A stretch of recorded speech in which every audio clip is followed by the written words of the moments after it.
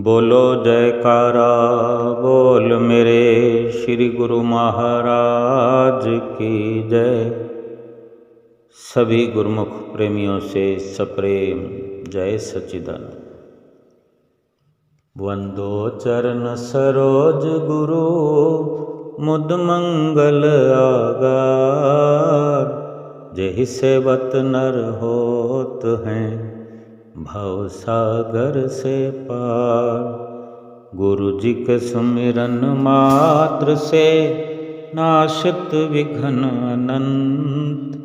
तासे सर्व आरंभ में ध्यावत हैं सब संत। सतगुरु की शरण में जो भी आते हैं आ जाते हैं।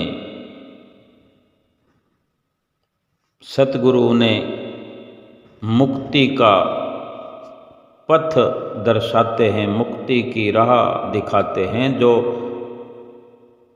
जीव को केवल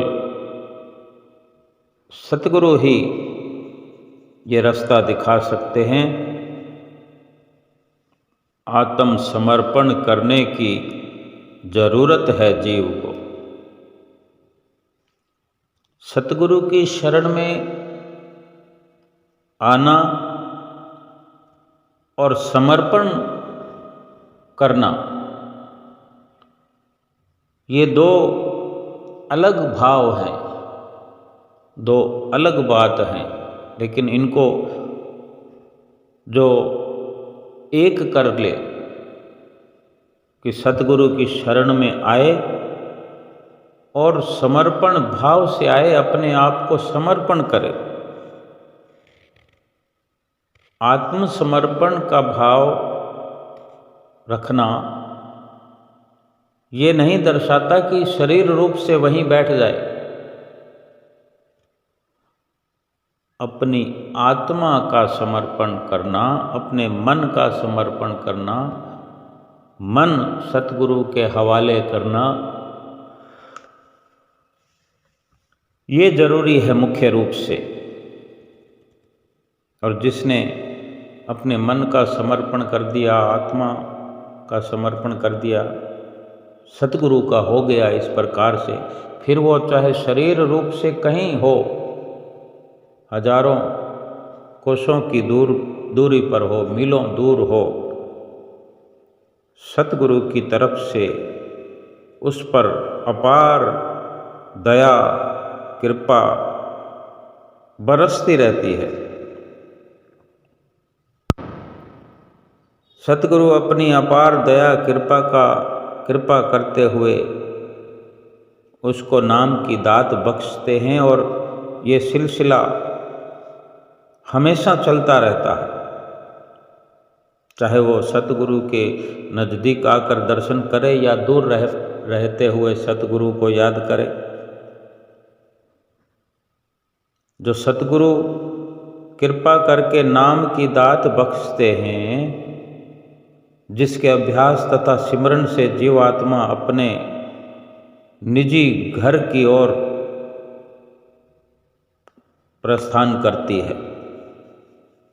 सतगुरु ही मन और माया के बंधनों में फंसे हुए जीवों को मुक्त करते हैं, मुक्त होने की युक्तियां सिखाते हैं। और तभी जीव अपने असली कार्य को करने में सफल होता है, असली कार्य को पहचान सकता है। और फिर जो असली काम है कि अपने अंशी परमात्मा से एकाकार होना,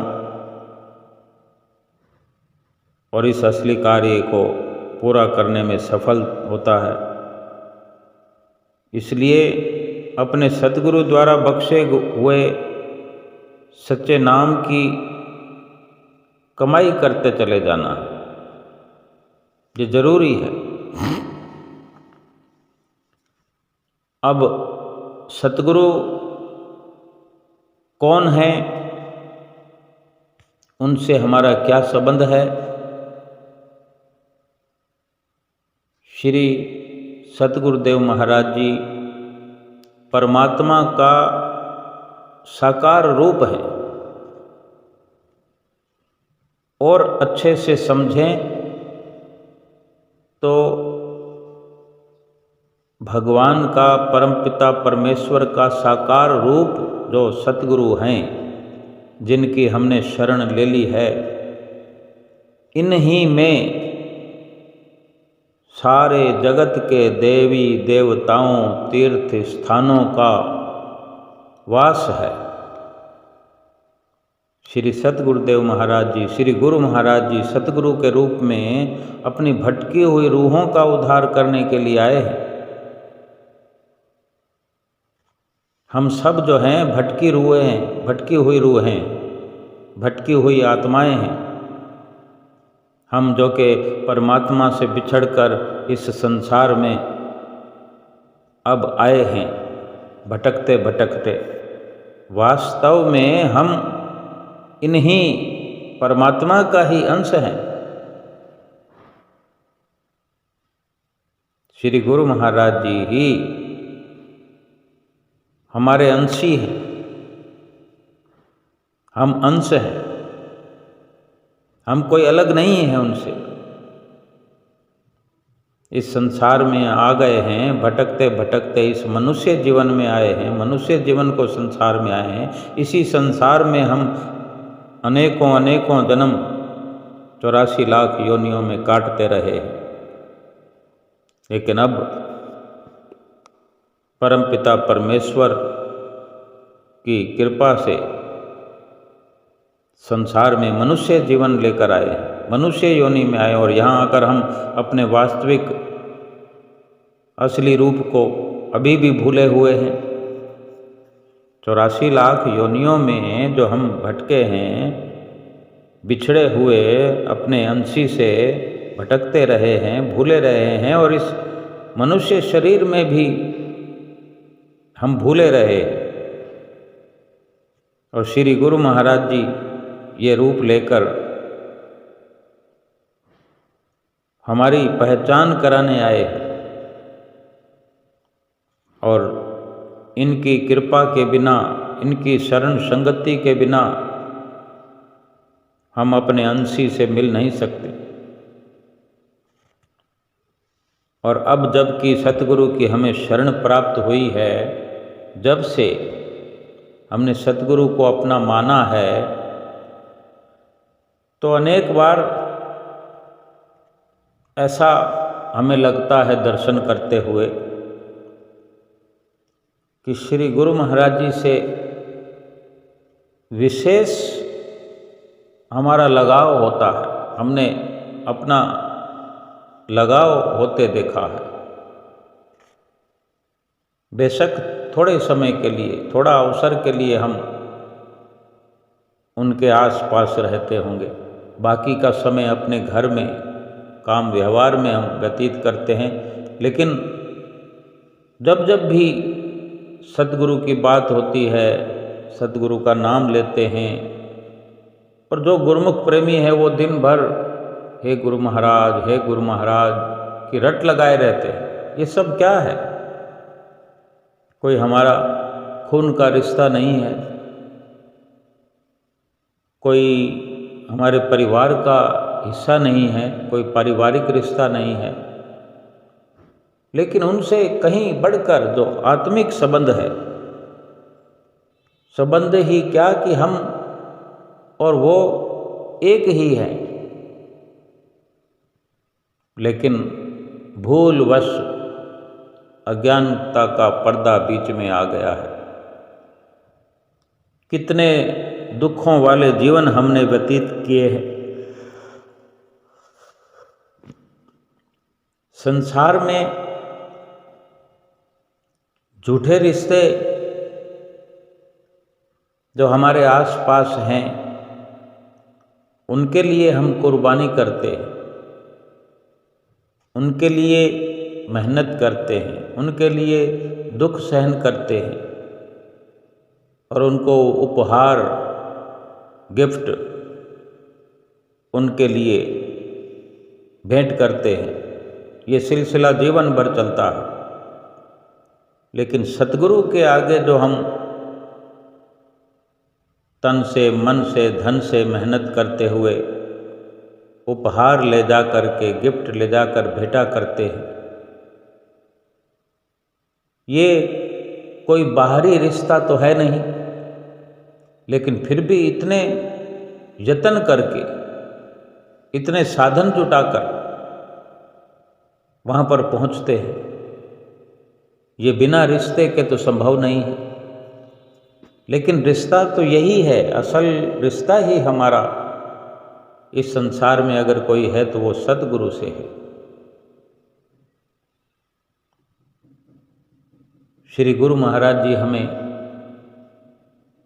हर जन्म के हिसाब से जानते हैं। हमें नहीं पता, क्या हम जानते हैं? कोई नहीं जानता कि हम पिछले जन्म में क्या थे, उससे पिछले जन्म में क्या थे, क्या हमारा रूप था, क्या स्वरूप था,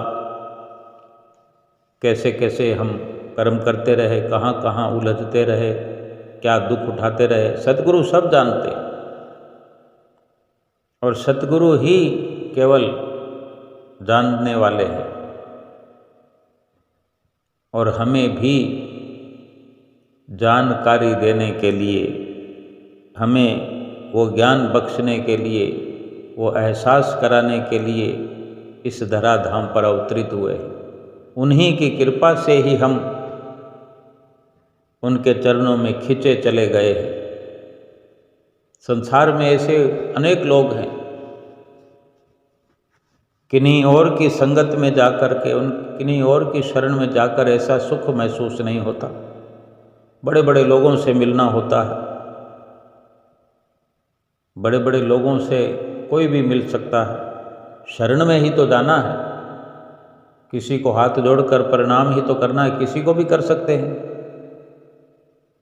लेकिन ऐसा सुख जो सतगुरु की शरण में जाने से अपने हृदय के अंदर हम परिवर्तन होता हुआ देखते हैं, एक आनंद का झरना फूट पड़ता है, ये तो सतगुरु की शरण में जाने से ही अनुभव होता है। दुनिया में और कहीं ऐसा आनंद प्रतीत नहीं होता, क्योंकि ये हमारे सच्चे रिश्तेदार हैं, सच्चे हितैषी हैं, बल्कि हम उन्हीं की अंश हैं। ये जितने भी हम सिफत में बात करते हैं, जितना वर्णन करते हैं, ये हमारे जिह्वा की पवित्रता हो सकती है, हमारे अंदर की खुशी हो सकती है जो वर्णन करते हैं, लेकिन आत्मा और परमात्मा के रिश्ते के बारे में हर शब्द जो है छोटा है, जो भी गुणगान है वो अवर्णनीय है। आत्मा और परमात्मा कोई अलग अलग नहीं है। अब ये कुदरत की ये एक विडंबना कहें या अपने ज्ञान से कहीं परे की बात है, इसी को समझने के लिए ही अगर हम समझें तो सतगुरु की शरण जरूरी है। आत्मा को परमात्मा के साथ करने के लिए भी सतगुरु की शरण जरूरी है। जो हम जन्म दर जन्म दुख पाते आए, भटकते आए, उन दुखों से हमेशा के लिए छूटने के लिए भी सतगुरु की शरण जरूरी है। परमात्मा कौन है? हमें जो परमात्मा की प्राप्ति होनी है, सतगुरु की शरण में आने से, सतगुरु से कुछ सीखने से, उनके वचन मानने से जो परमात्मा की प्राप्ति होनी है। परमात्मा कौन है? क्योंकि श्री गुरु महाराज जी ही हमें परमात्मा के स्वरूप के बारे में बताते हैं। परमात्मा कौन है, कैसे हैं, ये सब हमारे श्री गुरु महाराज जी ही जानते हैं। और इन सब बातों का ज्ञान हमें होता है, तभी होता है जब हम उनके वचनों का अनुसरण करते हैं, उनके वचनों पर चलते हैं, उनकी आज्ञा को मानते हैं, उनकी आज्ञा को सिर पर रख करके मानते हैं। इन सब बातों का ज्ञान हमें तभी होगा जब उनके बनाए हुए जो नियम हैं उनका पालन करेंगे, जो नाम की बख्शिश करते हैं उनका सुमरन करेंगे, सब कुछ जानकारी हमें हो जाएगी। हमारे जो सतगुरु जी हैं, हम सब उनके गुरुमुख हैं, जो सतगुरु जी के वचनों का पालन करें और सतगुरु जी के लिए अपने आप को मिटा दें। जिसके मुख पर हर पल सतगुरु का नाम हो, जो संसार में रहते हुए भी अपने सतगुरु को ना भुलाते हों, जिसके दिल में सिर्फ सतगुरु जी की याद हो, हम वो गुरुमुख हैं। अगर कोई कमी पेशी हो तो हमें सुधार करना चाहिए, क्योंकि गुरुमुख वही है जिसके जुबान पर हर वक्त सतगुरु का नाम हो। और सतगुरु एक अपार शक्ति के मालिक है। सतगुरु एक शक्ति है, तभी तो किसी प्रकार का संबंध ना होने पर भी हम तो यही समझते ना कि ये मेरा है, ये मेरा है, ये मेरा है। संसार के रिश्तों को ही महत्व देते हैं।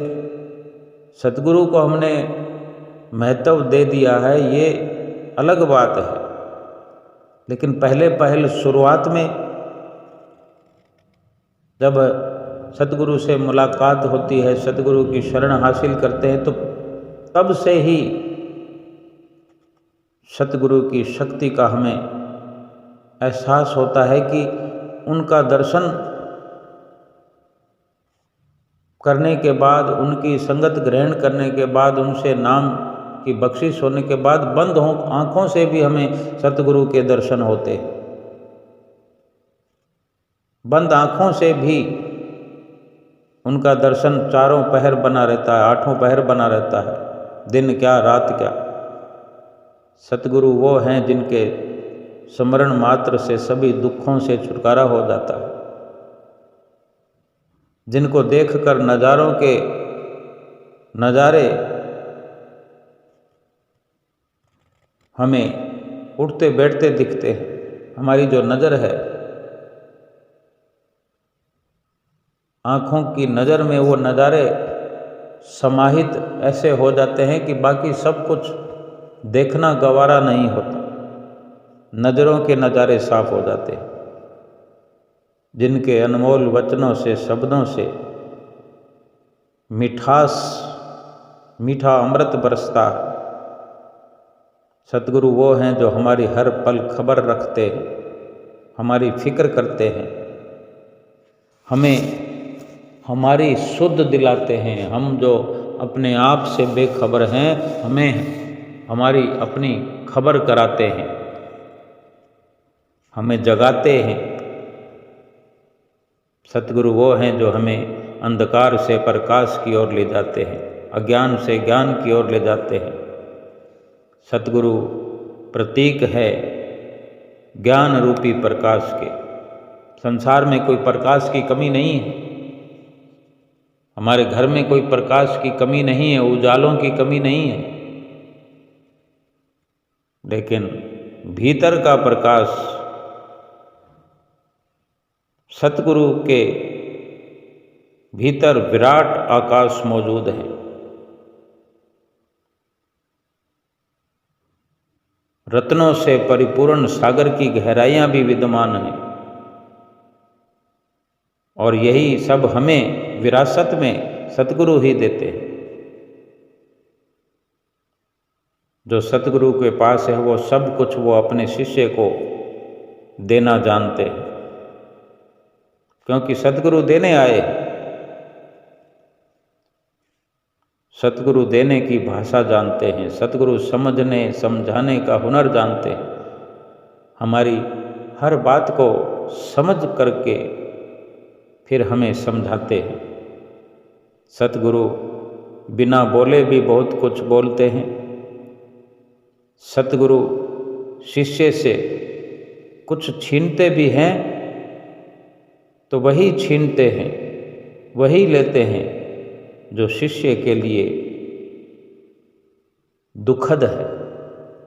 शिष्य को जो दुखी करने वाला कार्य है वो करने के लिए शिष्य को मना भी करते हैं। ये संबंध है सतगुरु और गुरुमुख के बीच का, और इसी आधार पे हमें सतगुरु से संबंध रखना चाहिए। महापुरुषों के वचन हैं कि अगर हम अपने किए हुए नेक कर्मों का हिसाब नहीं रखें, उसका गुणगान नहीं करें, अगर हम अपने नेक कर्म नहीं गिना करेंगे तो सतगुरु भी हमारे बुरे कर्मों का हिसाब नहीं रखा करेंगे।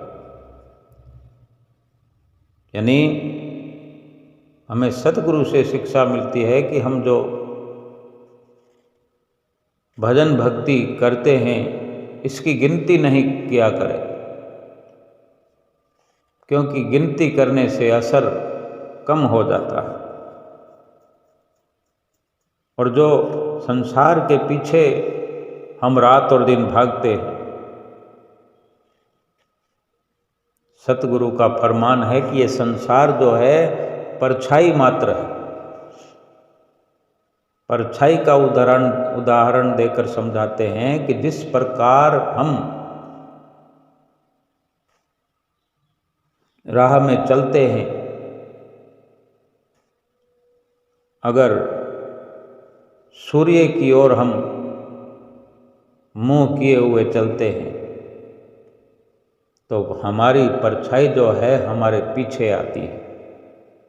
जब सूर्य को पीठ देकर चलेंगे तो वो हमारी परछाई आगे चलेगी और हम उसके पीछे, कभी पकड़ न पाएंगे परछाई को।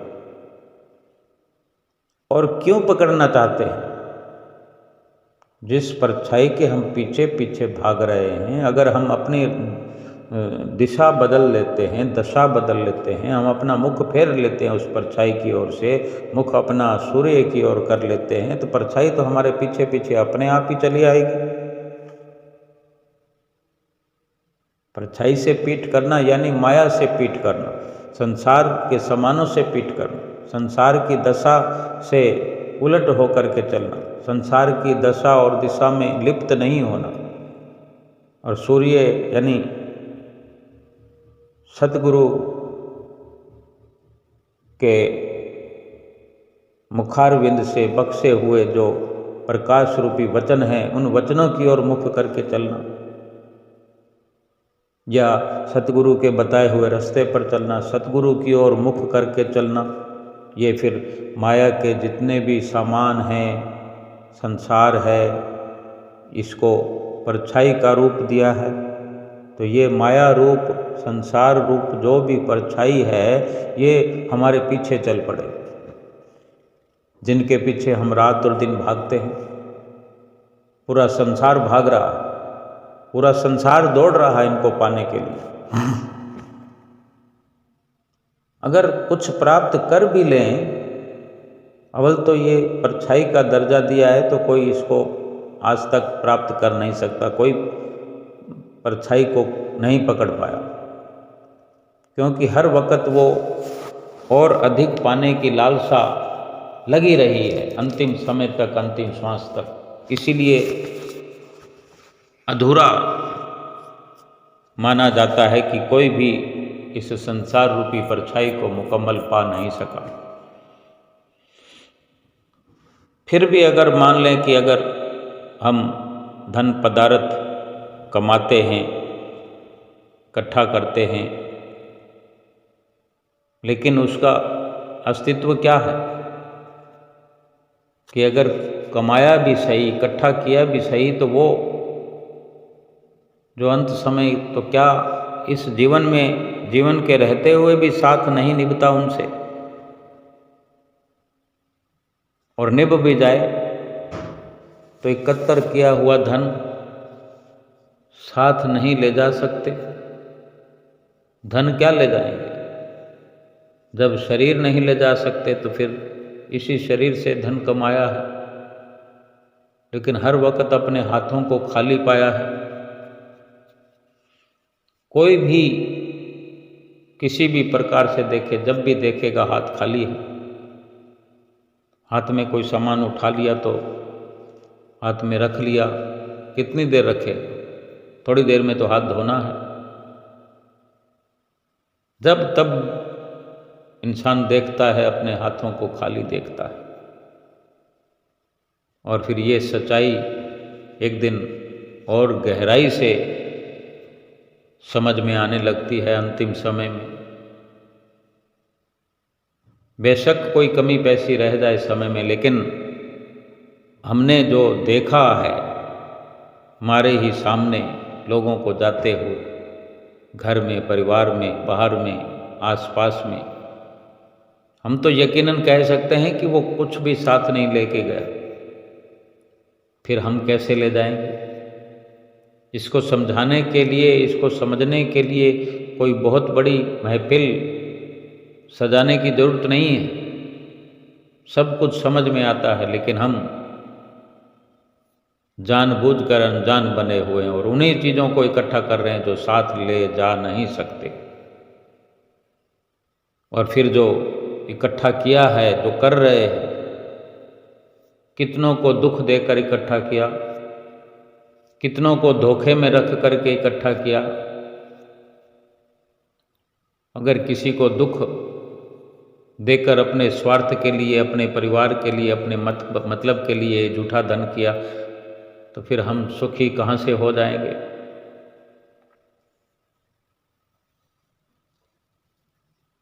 दुख देकर कोई सुख की उम्मीद कैसे कर सकता है? और सुख अगर किसी को देना है, देने का भाव अगर मन में है, अगर हम कुछ देने का भाव रखते हैं, तो संसार तो एक प्रतिध्वनि है। अगर किसी को दुख देने का भाव है, दुख देने की कोई प्रक्रिया हमने लागू की है, दुख देकर हम किसी से कुछ कमाई कर रहे हैं, अगर दुख हमसे किसी को मिला है, तो फिर यही दुख इकट्ठा होकर हम ही पर बरसेगा। इसी दुख की बारिश अपार होकर बरसेगी। और अगर सुख किसी को देने का भाव हमारे भीतर हो, तो यही सुख अनगिनत होकर हम पर बरसेगा। जैसे जमीन में एक मुट्ठी अनाज बोते हैं तो कितने किलो एक मुट्ठी का बन जाता है।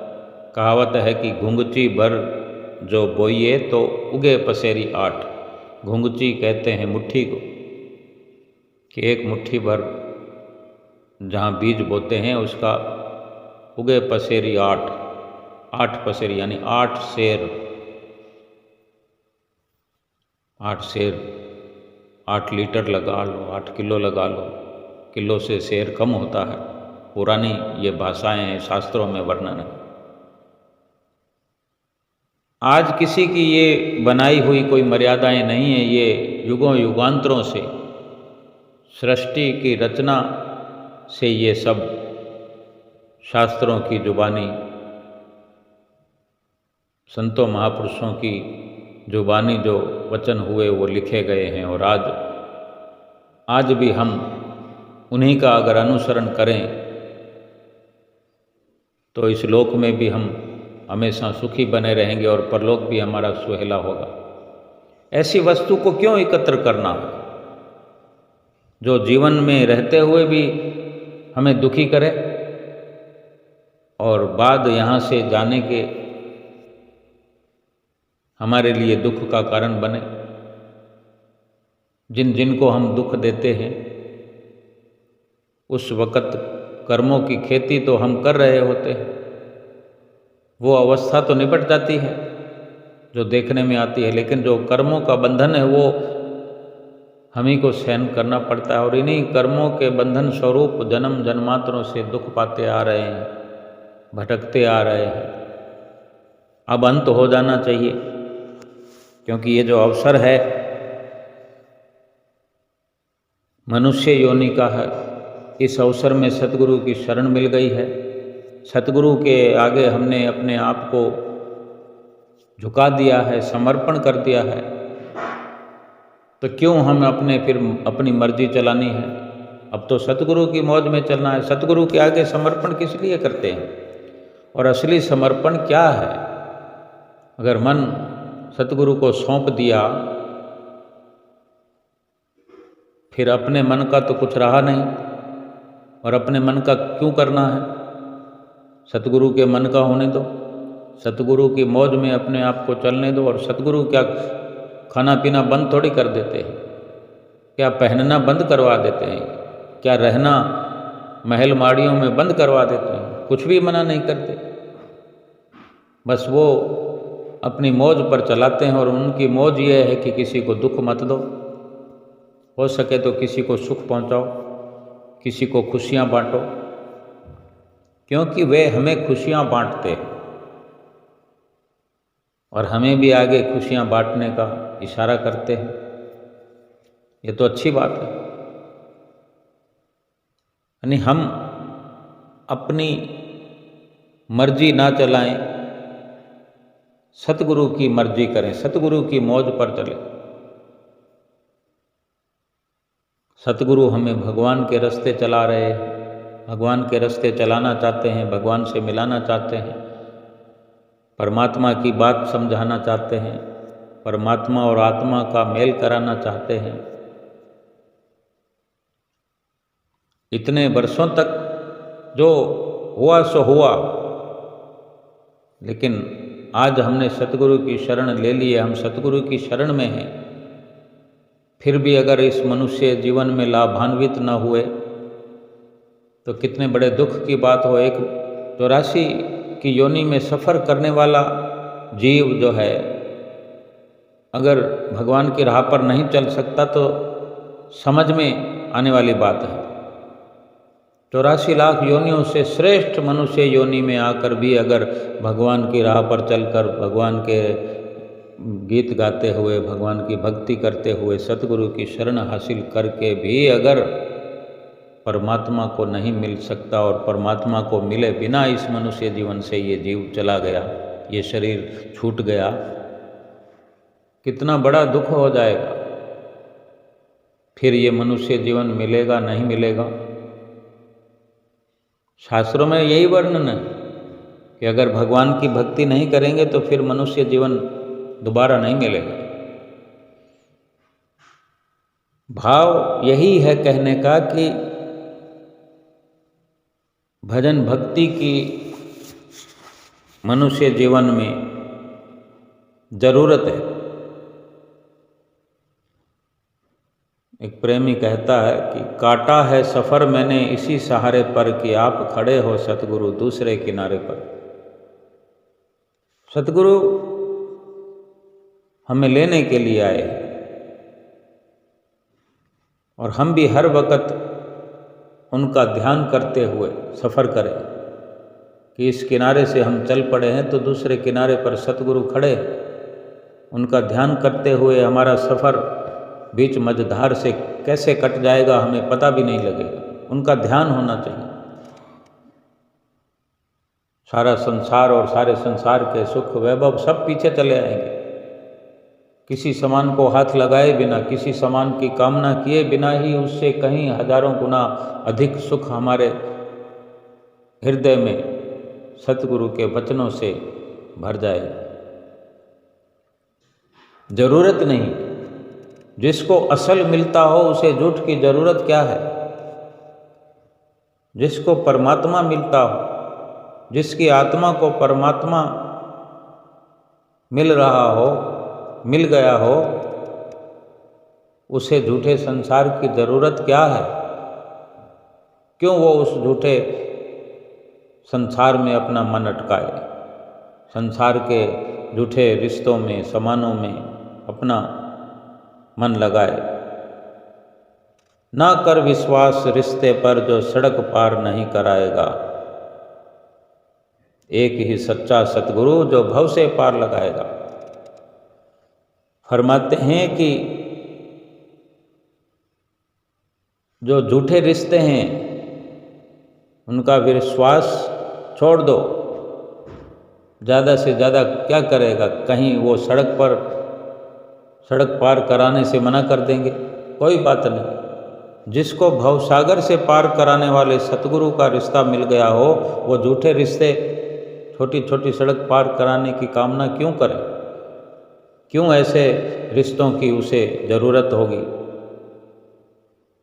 जिसे परमपिता परमेश्वर का साथ मिला हो? और जो संसार से हम धन कमाते हैं, वो धन अगर सतगुरु को भी अर्पण करते हैं, उसमें भी हम भली भांति सोच सकते हैं कि कितना उसमें झूठ है, कितना मेल है, कितना दुखों का, किसी को दुखी करने जैसा भाव है उसमें छुपा हुआ। और ठीक अगर हमारे पास कुछ भी नहीं हो, गुरु महिमा में हम गाया करते हैं, जो कछु और नहीं बने आवे, पत्र पुष्प फल भेंट चढ़ावे। सतगुरु को देने के लिए कुछ है क्या हमारे पास? अगर हम रुपया पैसा धन देते हैं तो हम क्या भाव रखते हैं कि हमने दे दिया? किसी को दुख देकर, किसी को संताप देकर जो धन इकट्ठा किया वो सतगुरु को देकर सतगुरु ने क्या करना? उनको क्या ज़रूरत है? वो हमारी लाज रखते, हमारे झूठ पर, हमारे कार्यों पर, हमारे मायावी विचारों पर पर्दा डालते हैं, और वही धन सतगुरु रात और दिन सेवा के कार्य चला करके हमारे पापों को मिटाते हैं। लेकिन असल बात एक ही समझाते हैं कि जो हमें भजन सुमरन की श्रेणी में लाना चाहते हैं, भगवान के रास्ते पर चलाना चाहते हैं, अगर वो हम सीख जाते हैं वचनों पर चलना, तो एक दिन ये भी समझ में आ जाता है कि सतगुरु को कुछ नहीं चाहिए हमसे, हम कुछ नहीं दे सकते सतगुरु को। केवल उनके वचनों की पालना करने से ही सतगुरु प्रसन्न हो जाते हैं। तो उनके वचनों पर चलना जरूरी है। सतगुरु को कुछ भी अगर अर्पण ना करें तो हमने आत्मा अपनी सतगुरु के हवाले कर दी, मन अपना सतगुरु के हवाले कर दिया, और कुछ नहीं चाहिए उनको। मन बेचे सतगुरु के पास, तिस सेवक के कारग्रास। उस सेवक के सारे काज अपने आप रास हो जाते हैं, अपने आप वो कार्य हो जाते हैं, संसार के सभी कार्य हो जाते हैं जिसने अपना मन सतगुरु के हवाले कर दिया है और स्वयं सतगुरु की आज्ञा व मौज पर चलता है। अगर किसी को भी देने के लिए कुछ नहीं है तो हम प्रेम से किसी का भी दिल जीत सकते हैं, सम्मान से किसी से भी आदर प्राप्त कर सकते हैं। यही सबसे बड़ा धन है। एक गहरी सच्चाई है ये जो हम समझ पाएं। हमें तो शुक्राना करना चाहिए, लाखों बार, करोड़ों बार, अरबों बार शुक्रिया ऐसे सतगुरु का जिसने हर पल हर क्षण हमें बच्चों की तरह गले लगाया है। हम कितने छोटे हैं और छोटे बन जाएं, ये हमारे लिए कितने सौभाग्य की बात है कि सृष्टि के रचयिता परमपिता परमेश्वर से हमारी मुलाकात हो गई है। उन्होंने हमें अपना लिया है। हम क्यों दूरी बनाए हुए हैं? जब तक हम दूरी बनाए रखेंगे, और दूरी यही है कि हम संसार से प्रेम करते हैं, हम संसार को अपना बना करके उन्हीं में रचे पचे हुए हैं, और तभी तक सतगुरु से दूरी बनी रहेगी। उनके नज़दीक होकर भी हम दूर रहेंगे। संसार से दूरी बने, सतगुरु से नज़दीकी बने, यानी रिश्ता ही एक खास सतगुरु से बन जाए। बाकी तो ऊपर ऊपर का व्यवहार है, सारे संसार से करो, कौन मना करता है। श्री प्रयाग धाम में श्री आरती मंदिर में वेदी जी के ऊपर जहाँ महात्मा जन बैठते हैं, वहाँ सुंदर शब्दों में लिखा हुआ है, तुलसीदास जी के ये वचन हैं रामायण में, जो वहाँ दरबार में भी लिखे हुए हैं कि बने तो सतगुरु से बने, नहीं बिगड़े भरपूर। तुलसी बने जो और से, ता बनवे पर धूर। सारे संसार से रिश्ता हमने बनाया, सारे संसार से लेन देन व्यवहार किया, संसार से निभाने का प्रयास किया, तो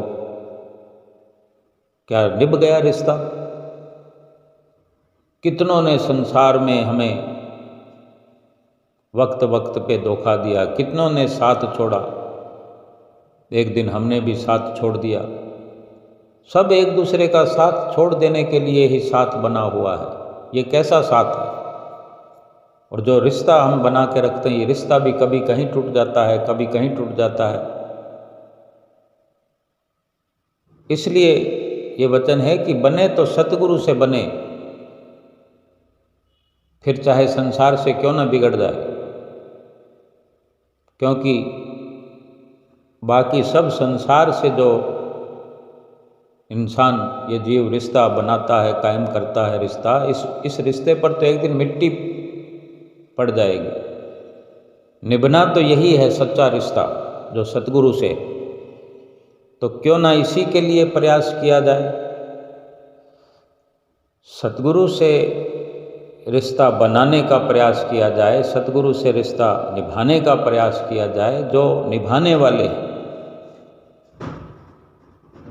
हमने तो केवल उनकी आज्ञा व मौज पर चलना है, निभाते तो वही हैं। हमें निभाने की क्या ज़रूरत है? हम तो आज्ञा व मौज पर चलते चले जाएं, बस यही हमारा काम है। हमें जो वचन हुए कि 5 नियमों की पालना करनी है तो हम करते जाएं, 2 घंटे भजन अभ्यास करना है तो हम करते जाएं, और फिर और तरक्की करनी है, हमारे पास और अधिक टाइम है, हमको लगता है कि हम कुछ और कर सकते हैं, तो हम भजन सुमरन को बढ़ा दें। और भी टाइम है तो सेवा को बढ़ा दें, और टाइम है तो दर्शनों को बढ़ा दें, ध्यान को बढ़ा दें, श्री आरती पूजा को बढ़ा दें। कितना कुछ हम कर सकते हैं। पर्याप्त मात्रा में समय है, पर्याप्त मात्रा में हौसला है हमारे पास, साथ निभाने के लिए सतगुरु है। जितनी जी चाहे भक्ति इस जीवन में कर सकते हैं। यही वक्त है, यही अवसर है। अनेक अनेक अवसर पीछे हम चुका कर आए हैं, चुका दिए हैं। बहुत से अवसर हमने चुका दिए हैं। ये श्रेष्ठ जीवन है, 84 लाख योनियों से ऊपर सभी योनियों में ये श्रेष्ठ मनुष्य जीवन है। ये अवसर ना चूक जाए, ये वक्त न निकल जाए हाथ में। ये सतगुरु की प्रसन्नता को पाने का वक्त है, अवसर है। सतगुरु की प्रसन्नता अगर मिल गई तो फिर काम बन गया, जीवन सफल हो गया, जीवन लाभान्वित हो गया। और सुंदर सुंदर नियम श्री दरबार के बनाए हुए 5 नियम जो बड़े आनंदित होकर के श्री आरती पूजा का गायन करें,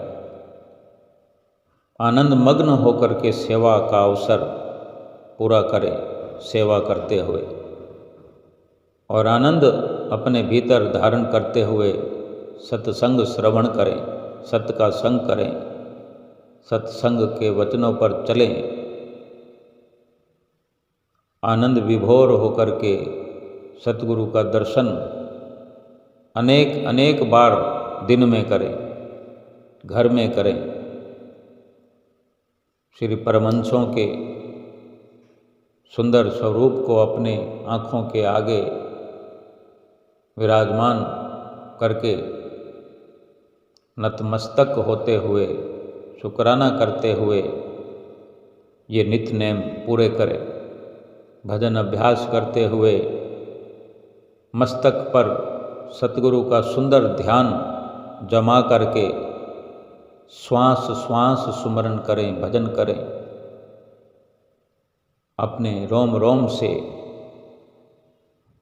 नाम की ध्वनि की गूंज उभर करके हमारे अंतर हृदय को भाव विभोर करके खुशियाँ प्रदान करने वाला ये अवसर है। सतगुरु की कृपा सदैव बरसती रहे। सतगुरु का प्यार जो सच्चा है ये हमें मिल गया है। हम भी अपने सच्चे प्रेम से, श्रद्धा से, भक्ति से सतगुरु का ध्यान करते हुए, सुमरण करते हुए उनकी प्रसन्नता के पात्र बने और अपने इस लोक को सुखी और परलोक सुहेला करें। बोलो जयकारा बोल मेरे श्री गुरु महाराज की जय।